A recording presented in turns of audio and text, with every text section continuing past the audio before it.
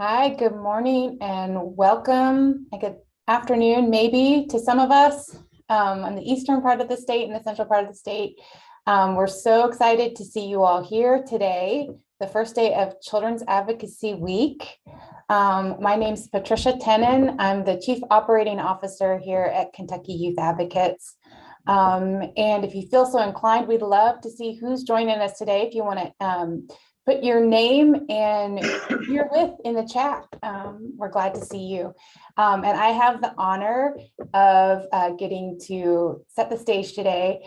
We are being joined by Representative DJ Johnson, who represents District 13, which covers part of Davis County. I know Representative Johnson had a stint earlier back in 2017 and then took a break, and now he just joined again in 2021. So we're super grateful. Representative Johnson is our first legislator. We get to anoint you the first one to join us this week, and we're really glad you're going to kick us off. Glad to be here. Great. And I'm going to turn it over to my esteemed colleague, Mahek Kalra, to moderate the Q&A. That's all you, Mahek. Thanks, Patricia, and welcome, Representative Johnson. I know that we've connected in the past. For those of you that have joined our Wednesday forums, Representative Johnson might look familiar because we did a candidate forum with him back when he was running for office. And so we got to know him. And now that he's in office, we get to continue the conversation. So I'm really excited to hear, how your first year has been going and what you've been up to and what you're looking forward to. So I just want to start off really with the questions. Many of our statewide partners and child advocates joining us today, this might be their first interaction with you. So I just wanted to give you a second to share something about yourself, who you are, anything else that you wanted to share before we dive in. Glad to. Again, DJ Johnson, Davis County, basically the city of Owensboro, if you don't know where Davis County is. I'm mostly responsible for the city. I share that with Representative Miles as well. And grew up in Owensboro, born and raised there, went in the Army, spent 11 years in the Army. So I'm former military, and then went into small businesses when I got out of the Army. Been in the small business world ever since. And I am what I call a red shirt freshman. Someone coined that phrase a while back. So I had a 2-year break between my first term and this current term. I spent about a year there working in the Bevin administration as an advisor to him. So I've kept my finger in the pie, so to speak. And I'm just excited to be back again because, frankly, the reason I ran again is because the job's not done. We've got a lot of work to do. And one of those areas that's kind of near and dear to me is youth advocacy. So excited to be here. I'll leave it at that and then try to answer questions and be as straightforward with you as I possibly can on what we can and can't do. Well, we certainly appreciate that. And thank you for your service as well throughout those years. And I know that I'm from Owensboro, so I always love to talk and connect with my legislators that are from my hometown. So I appreciate that. Why don't you also kind of dive into who are your influences? I know these aren't policy related questions, but I want folks to really get to know you. And I think that's the beauty of Children's Advocacy Week is usually we get to connect with legislators. And I know we can't be there in person due to health and safety reasons, but we would love to hear more about, who are your influences?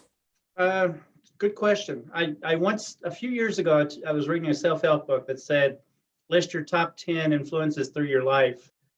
And that's probably a good place to start. 1 and 2 were my parents. I had 2 military officers that were huge in my life and kind of taught me about standards and sticking with things and integrity. They didn't necessarily teach it, but they exemplified it to me. And then the other 4 were teachers, my high school teachers, swim coach. I swam in high school, swam in college.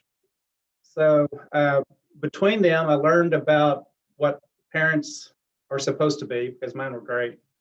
I learned about integrity and duty and honor and country from the military guys, and I learned about leadership and caring, and even on the swim team about sticking with something when it got tough. I learned all that during those formative years.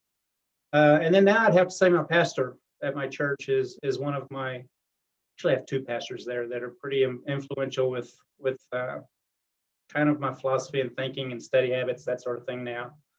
So in a nutshell, that's kind of where I came from. That's great to hear.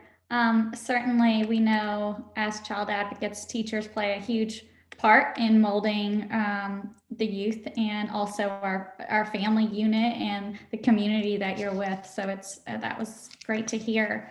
So I know you mentioned this moments ago, but I was hoping that you could dive a little bit deeper. We know this isn't your first time in the General Assembly. So what made you want to run for office again? As you mentioned that there's still so much to do. So what is left to be done? You know, this might sound weird, but part of it is the reason I originally ran is because I kind of have a passion for this. And my attitude is that if I can get in there and learn my job and do a good job, maybe other people can just live their lives and not have to totally focus on the politics of things.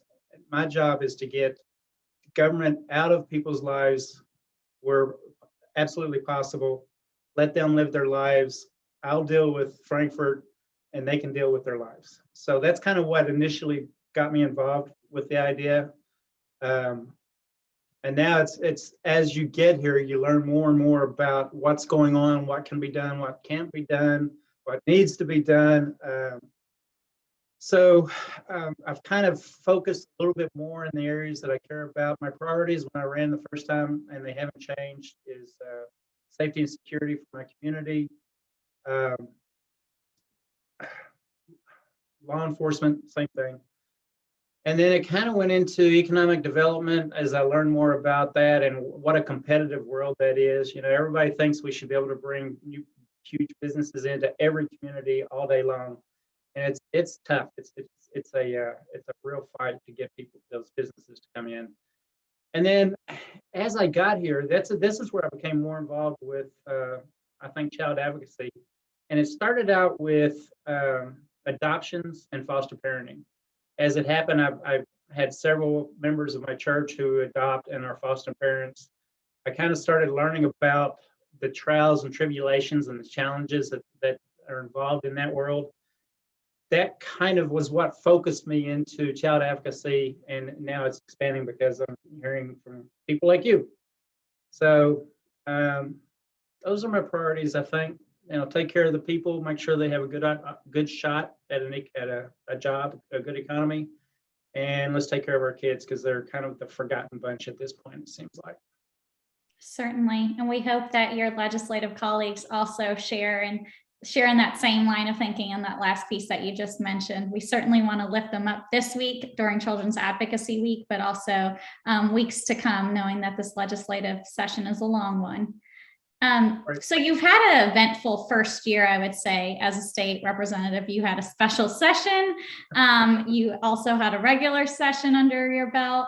What lessons have you learned that this past year that you're kind of carrying on to you, or with you, I should say, this session? Lessons learned, I would say that you think that you can see the end of a project, and it's almost never the end of the project. I guess I think of a book that I read a while back. It's called The Peak to Peak Principle. I don't know if anyone's heard of it, but effectively, you're in a valley, you see at the peak of a mountain, whatever that objective is, you climb that mountain, you get to the peak, you think you're done, you think you've achieved everything you can achieve, and you look over to the distance and you see a higher peak. And so now you have another peak to climb. And that's kind of what it's like being in the legislature. Even when you get bills passed and you think you're on track, something else comes up, and that's what this world is about. So, nothing more so than in the children's world, because like I think we've made progress with adoptions, and I found out we've just taken the first step. There's much more work to do. So that's the lesson I've learned, is that you can't sit back on your laurels for more than about 2 seconds because something else needs to be done. Certainly. So as lobbyists for kids, we know that the session has kicked off in a really fast pace. And there's many issues other than the state budget that you guys are tackling. What are you looking forward to this upcoming session or this current session? Boy, looking forward to it. I don't know if that's the right word. Anticipating might be a better word. Personally, I'm working on a couple of different things. I'm working on an education bill that's going to help students who are in that alternative track and are approaching that age where they would be graduating, but frankly, they're just not going to get there. They don't have the credits. It's not going to happen for them. I'm working on easing the GED process for them so that they can maybe get that GED and be ready to go out and look for a job when their high school years are over. So I'm working on that.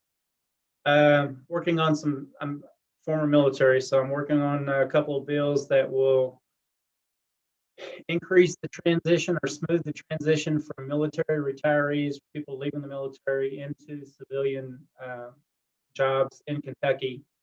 We want to be the most friendly military or friendly state to the military. So we're working on getting those jobs for those people coming out of the military and also their spouses at the same time. And then I'm working on one bill that is a challenge. It's judicial redistricting. And basically, our judicial system or organization has been the same since 1976. And yet populations change, workloads change, but we haven't changed with those times. So I'm looking at a bill that's trying to balance our judicial workloads amongst the justices that we have. And I'm really pushing for family court judges. In fact, it's probably my number one priority personally is to get a second family court judge for Davis County. We've been working on that for years, but Davis County isn't the only one, nor is it even the most dire, what's the word I'm looking for here?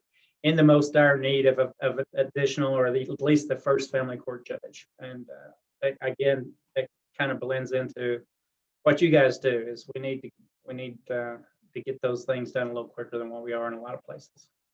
So that's a little bit of a summary of what I'm doing. That sounds great.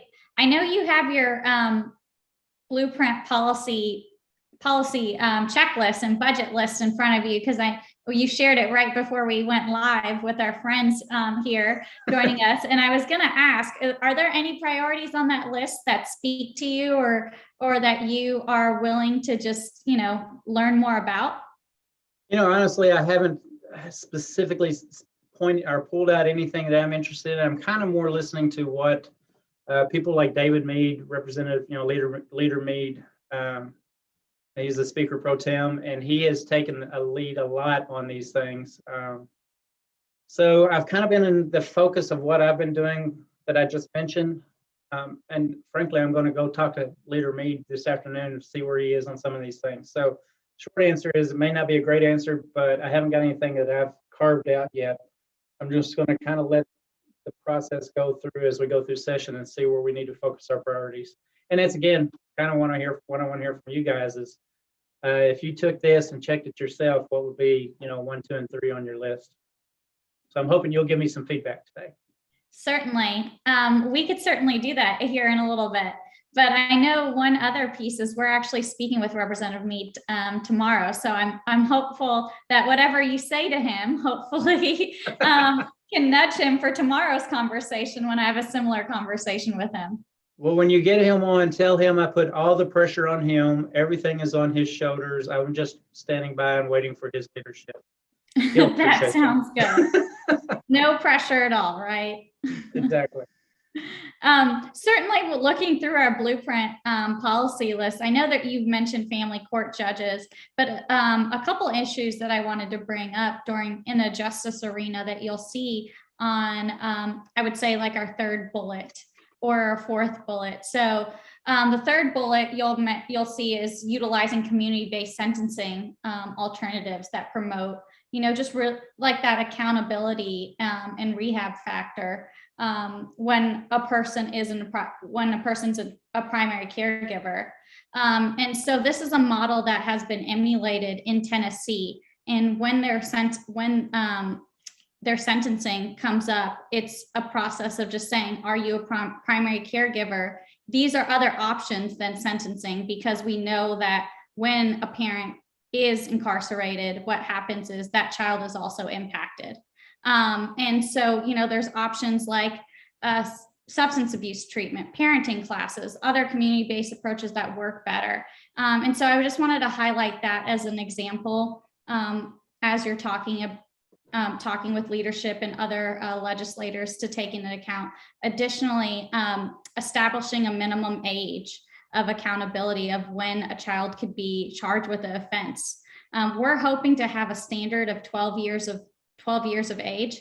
Currently, Kentucky does not have a standard in place at all. And so right now, 5 and 6 year olds could potentially be charged with a crime as small as running away. And so that's just something that, as we move ahead, we certainly don't want to put youth in that process where they're in a maze of the judicial system, but really looking at what family-based and community-based approaches are out there that could better not only the child, but also help them out in the long run as well. And so I just wanted to elevate those two particular issues, knowing that you're talking about family court judges and also just what your community is probably facing right now. And so I didn't know if you have any immediate reactions to those particular policies. I know I'm putting you on the spot and I just lifted up a couple that are on our blueprint, but just wanted to ask, is there any immediate reaction to those? Well, I'm kind of interested in where you talked about the community-based sentencing. It's a challenge in that on the one side, we've tried to set standards because of the wildly, I talk with my hands, but we have just wild variations in sentencing from one place to the next. So we tried to standardize things, and when you standardize things, when you have one size fits all, generally it doesn't fit anybody. That's kind of my one size fit all mantra there.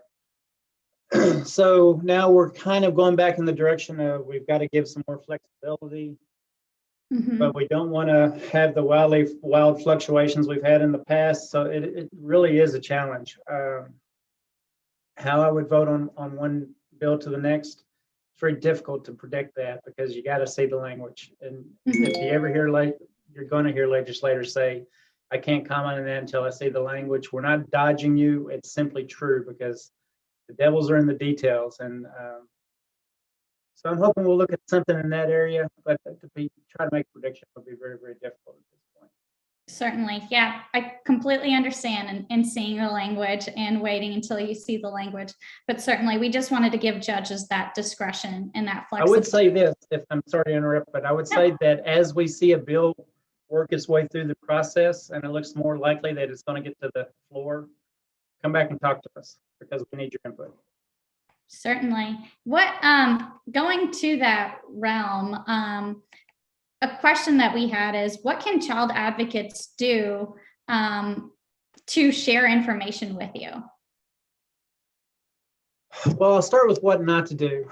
Telling 1,000 people to email us is a waste of time because we just delete them. I'm just being frank with you. I look for the ones that are from my district. The rest of them I figure are computer generated and they don't even know what they said. They just hit a computer button. But when a group comes together, puts together a reasonable or a functioning recommendation and either comes to us in person or Zooms or just emails us with a unique email with information we can use, that's effective. Email blast, I'm just being honest, they don't do much. So come to us with foundational or quality, good recommendations, and that's when we can actually have a conversation and figure out what's a good way to go. Does that make sense? Certainly, that's definitely helpful information for the advocates that are joining us. Any other do nots that you have or that you've learned? This will sound a little sensitive on my part, kind of wishy-washy, but emotional outbursts are not effective. I'm a let's have a substantive conversation kind of person. So I will listen to anything anyone's got to say, but when they start personal attacks, I'm a human being. It shuts me down. So come to me, have a conversation, be mad at me if you want, but we're all adults in this. It's very helpful if we can have a conversation, not an argument. Certainly. That makes complete sense. So just moving along and getting to the part of how can folks reach you, especially if they have an issue that is really near and dear to their heart. Well, get your pens ready. My cell phone number is 270-316-2451. I don't hide that number. If you've got something that's really on your mind and you think that I can do something that might be beneficial, I want you to reach out to me. Probably better to start with a text because I get so many spam phone calls these days. I can't delete them, can't figure out how to get rid of them. So it usually goes to voicemail anyway, but I will respond to all the texts. And then there's always the dj.johnson at lrc.ky.gov. I check those. It comes straight to my cell phone, so it doesn't go to my desktop and I never see it. I actually see them, as long as it's not you and 1,000 other people saying the exact same thing. So I do read my emails and I do respond to them, the unique ones. So I try to keep my doors open as I possibly can. Hope that helps. Hope that makes sense. It does. We certainly appreciate you just going ahead and giving out your cell phone number. I was not anticipating you doing that, so I'm sure others on the call appreciate you just being so transparent and open.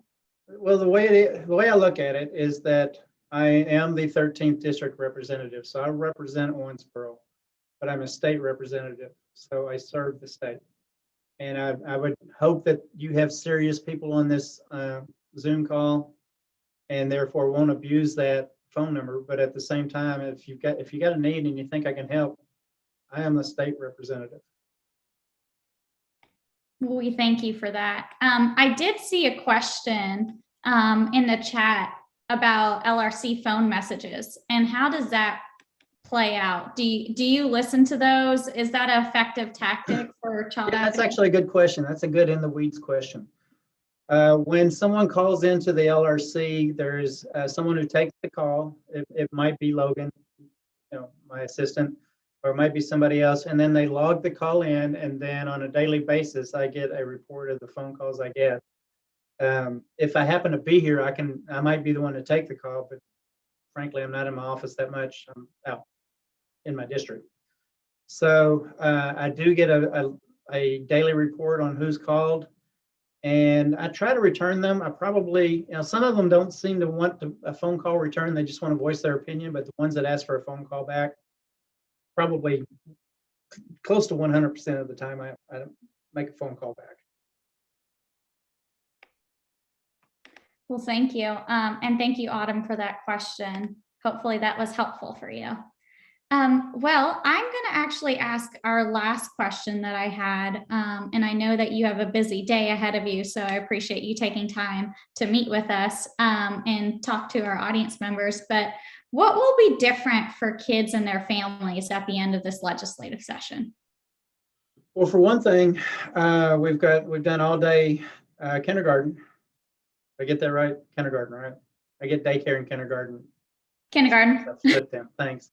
So we're going to fund all-day kindergarten, which is going to free up for the school systems money that they hadn't even been able to plan on using. So it's going to be up to the superintendents and the boards of education at the local level to decide what to do with that money. But it all is coming back to students one way or another, even if it's through teacher raises or however they decide to use it. We're trying to free up as much money at the local level as we possibly can. So what you're going to see different for children is more flexibility at the local level, which would mean that I would say to you, feel free to contact your superintendents and your boards of education in your communities. They're going to have a lot more flexibility. They need to hear from you, probably more than I do. Certainly. Any other lasting comments that you want to share or reflections? Anything else? I would simply say thank you. And I enjoy our conversations when we get together. And I would say that everyone talks about how we have this extra money this year. We're still going to be pretty conservative in what we do with it, because we don't want to have a one-time bump that looks wonderful and we create a bunch of new programs, or we increase spending for some things that are priorities. And then 2 years from now, that bump is gone and we've got all these spending priorities that we have to cut back on, and we don't want to have that roller coaster. So yes, we have a pretty good contingency fund that we're building, but we're going to be careful. And I listen to all priorities, and I'm trying to do everything I can, but it's not a money machine. It's something that we want to make sure that we do the right thing with. So bear with us. Having said that, if it's a priority and it's something we can find the money for, I'm going to fight for it in every way I can. Well, we appreciate your time. And as it relates to the budget, we know that we have a whole checklist for you to look at, especially as you are determining what needs to be funded this upcoming year. So thank you again. We appreciate the time and your transparency and honesty. So it's a pleasure talking to you, and I hope you have a great rest of the day and a great session. Thank you very much, and stay in touch. Keep those communications flowing, okay? Sounds great. Thank you. All right, thank you. I'll drop off now. Appreciate it. Bye. Bye-bye.